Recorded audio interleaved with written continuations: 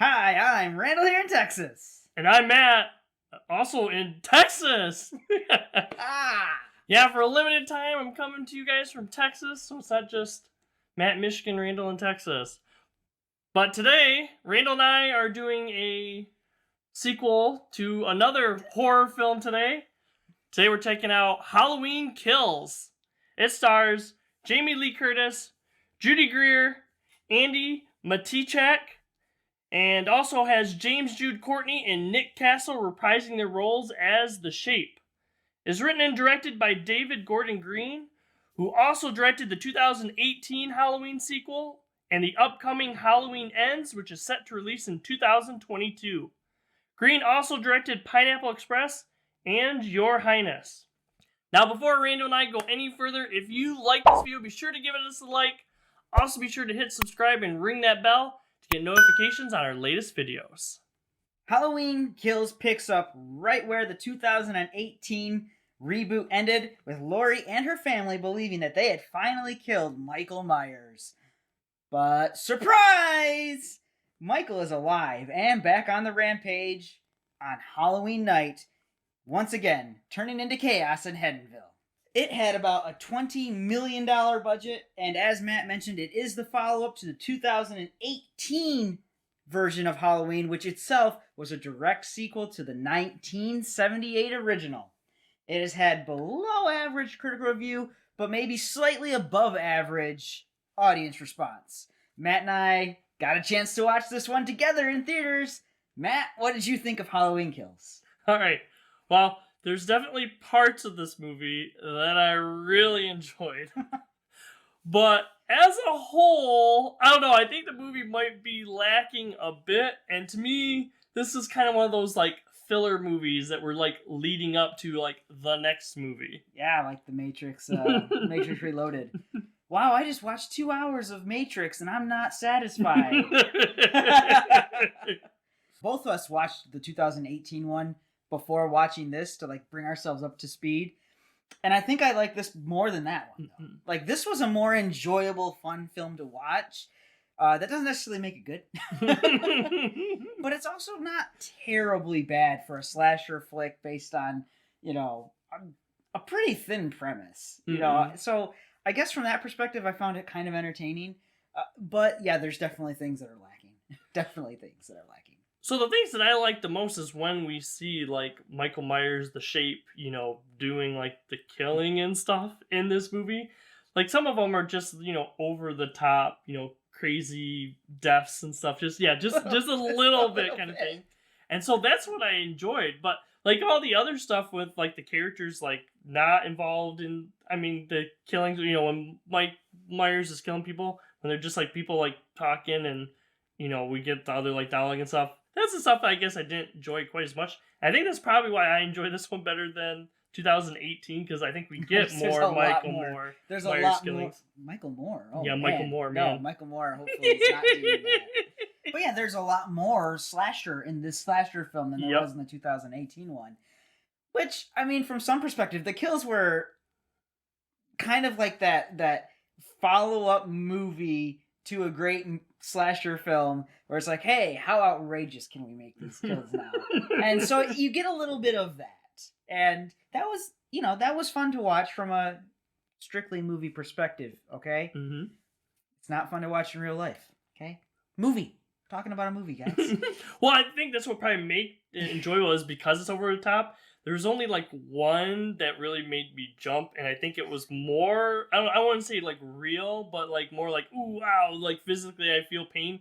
The other ones I feel like it's like, it's over the top. So it's like there's no mistaken like, oh, this is like real. At least not for me. For me, it's just like, this is just a crazy movie. Yeah, there was a couple of things that I really didn't like about like the character parts that you were talking about, like how it kind of slows the film down. Is Laurie, who's really supposed to be our main protagonist in the Halloween series, isn't. Mm-hmm. She spends most of this time, not really even that much of a secret in the trailer, in the hospital after her encounter with Michael in the first film and getting, basically stabbed through the gut. So a lot of her time is spent in the hospital doing nothing that really helps or benefits the script or the story or anything that's going on. So that was disappointing. I think if Laurie was much more a part of what was going on, then maybe it would have been more entertaining, but she wasn't. Right. It's all these other characters that I don't care about. Well, that's the thing too. One of the things that this movie does, it has a lot of callbacks to the 1978 Halloween movie, like a lot.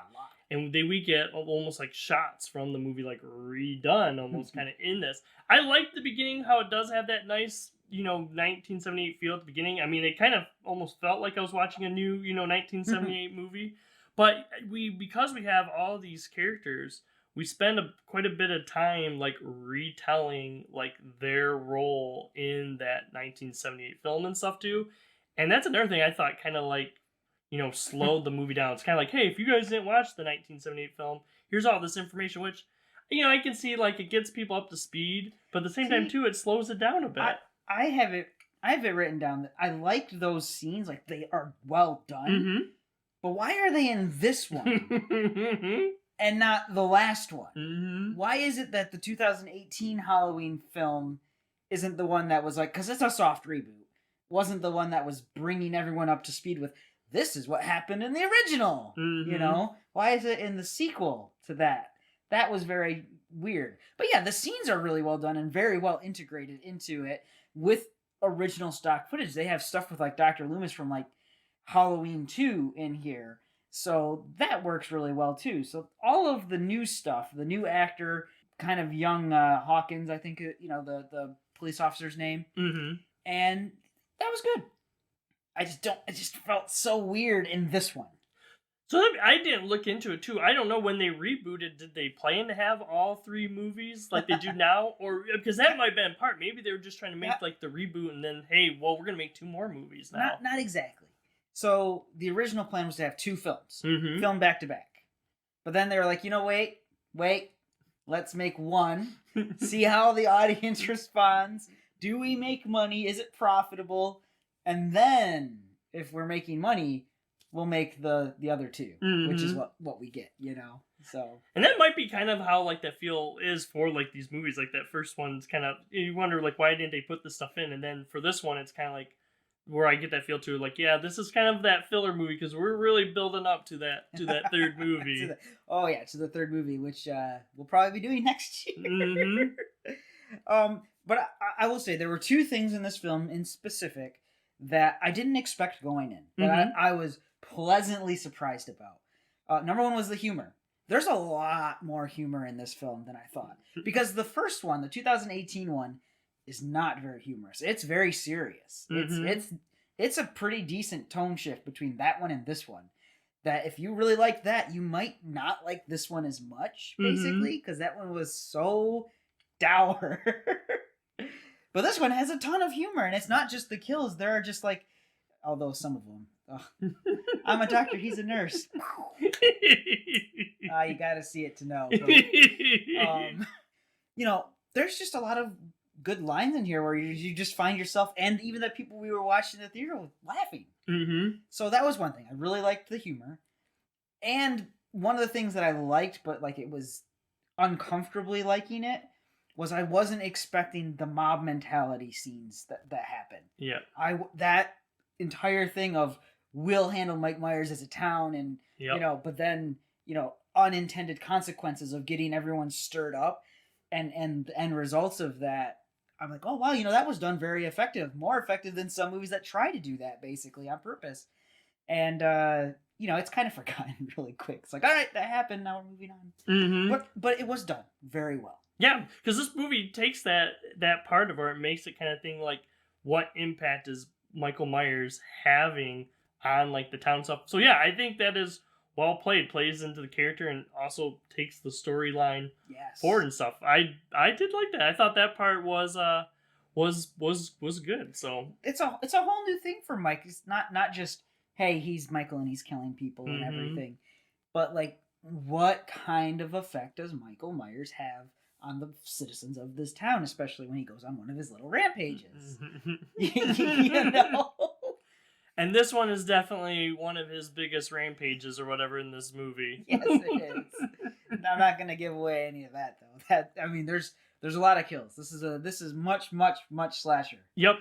This is definitely one of those movies that you have to suspend disbelief and everything, because a lot of the kills are over the top, and a lot of things that people or Michael Myers survives from or whatever in different parts, you're kind of like, yeah, there's like no way. So you kind of have to just, gotta get over that to really enjoy, I think, this movie. The thing is, like, in all of the original timelines of the Halloween films, it's not like anyone truly goes out of their way to explain why or how Michael is quite as strong and endurable as he is. At least in this one, Laurie pulls some stuff out. It's in the trailer, again, not really a spoiler, and she's like, Michael Myers is flesh and blood, but a man couldn't have survived that fire. The more he kills, the more he transcends. You have no basis in fact for what you're saying, but sounds good. Suspend disbelief. Yep. This movie, I think, is really self-conscious of itself. A lot of, camp and stuff, I think, done on purpose. And it goes, I think, to the enjoyment of the film. And a lot of times we know what's going to happen. A lot of times the movie we're yelling at the characters for doing dumb things over and over again. Like, why are you doing that? Why? Keep going, kind of thing. I'm going to go into this house by myself. Even though earlier we said the key to beating Michael is to stick together. But I'm going to ask you to stay here in the car. And it's something that happens over and over in the film again. Over again. Yep. But, that's the same with, most slasher films where characters just act dumb. I would almost say in this one, it's kind of like making fun of tropes at this point. Not quite as bad as, the Scream franchise does, where it's very on purpose. But it's like, yeah, we got to get this trope out of the way. Wink, wink. They don't really care about the trope being performed well so much as, check. Another thing too, sometimes Randall and I talk about this, but a lot of times we don't. I actually like the music and stuff in this too.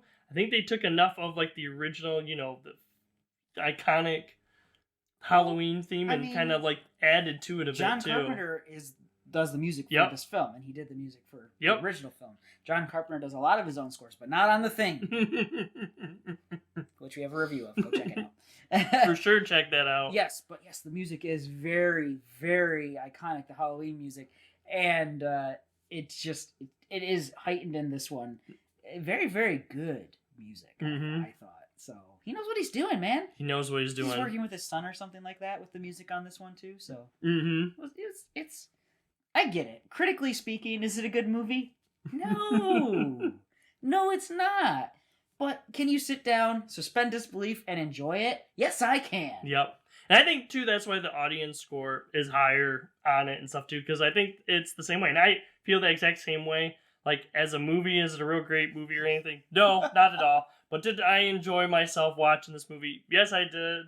And does it have me geared up for the next one? I'm not super excited for Halloween Ends, but I am going to go see it now. But I want to know how they end.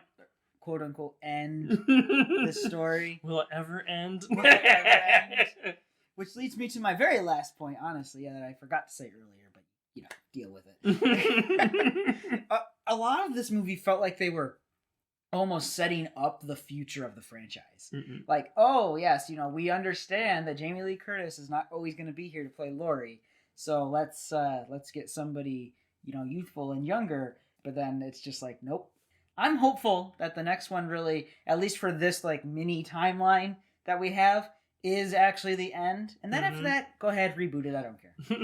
Yeah, bring in something new cast or whatever or something, or go through the full thing. Make Rob Zombie do Halloween 3 in his timeline or something. I don't care.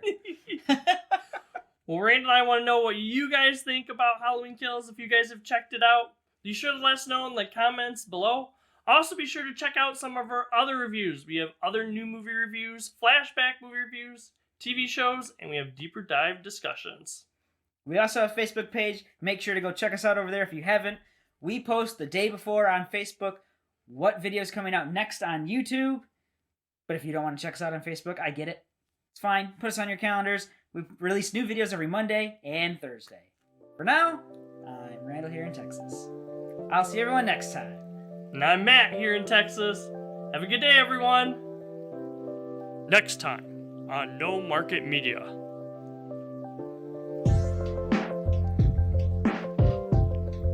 Please consider checking out some of our other videos.